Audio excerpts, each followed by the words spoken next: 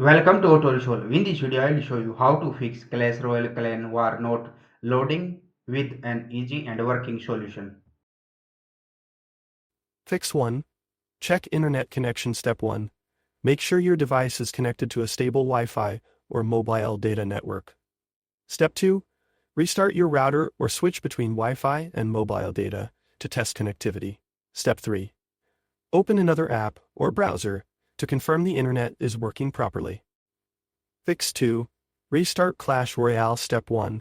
Close the game completely, remove it from recent apps. Step 2. Reopen Clash Royale and try joining the clan war again.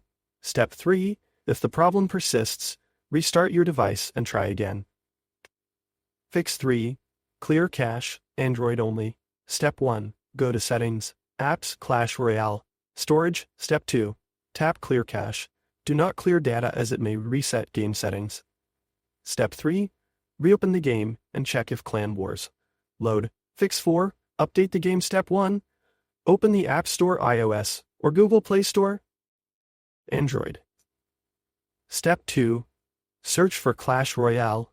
Step 3. If an update is available, tap Update. Step 4. Once updated, try accessing Clan Wars again. Fix 5.